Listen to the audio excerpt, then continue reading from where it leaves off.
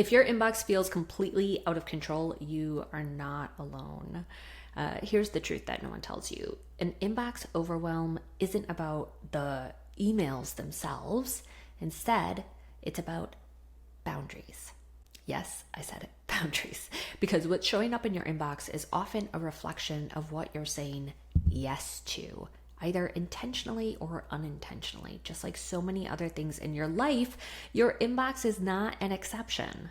So today we're going to talk about where inbox clutter actually comes from, what to unsubscribe from, and how to reduce your incoming volume so that you can have more calm and more clarity in your digital life. So, why is your inbox overflowing? Well, it's not just about the number of emails, it's the noise. So, it might be subscriptions you said yes to 5 years ago. It might be people who are emailing you because you always respond instantly.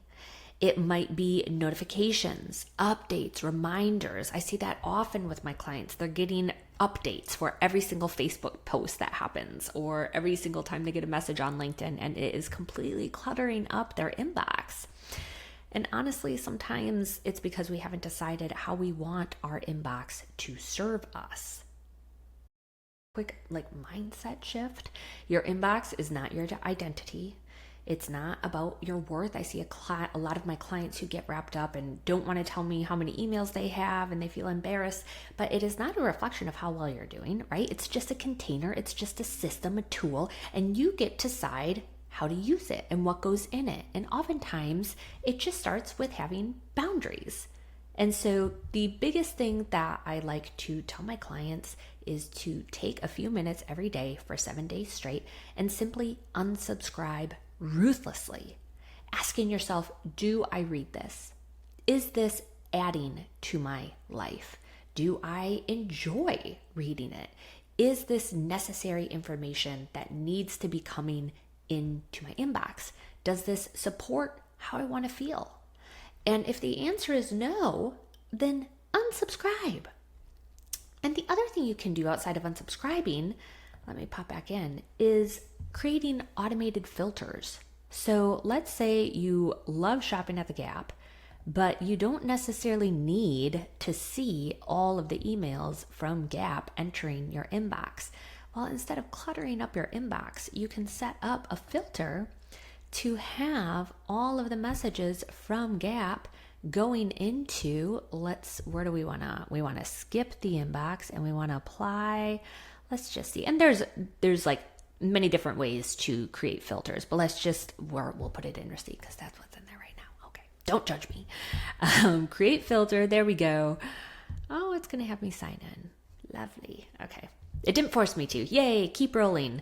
But anyways, moving forward, everything from that sender address, right, whichever one I set the filter up on, will now automatically skip the inbox and go into here. It helps declutter, right? You're setting a boundary. I no longer want that coming into my inbox, but I still want to see coupons from the Gap because I love buying shirts from there. Not saying me personally, but maybe you. So anyways, the other thing is you can kind of redefine for yourself, what does the inbox mean for you? How is it serving you? Is it a place where you want to receive newsletters and receipts? Is it a place just for work? Having a thought process about it. How do you want to feel when you go into your inbox? Do you want it to feel fun and have colors? Is it strictly business? I like to leave, little meditations or emails from my family kind of sitting at the bottom of my primary or other tabs up here, just so when I pop in, I see something, kind of fun and encouraging.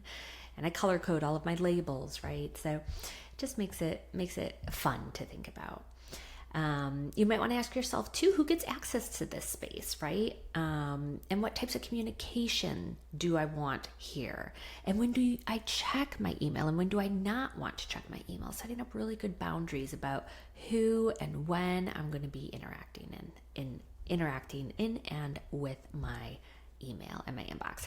So the next time your inbox feels loud and overwhelming, just remember, it is not about the number of emails. It's about the boundaries around them. And you get to decide how to engage. what you allow, what you protect, what you delete, because organizing your inbox isn't just about digital hygiene, right? It's about emotional clarity. All right, my friend, thank you so much for watching. You have got this. And as always, happy organizing.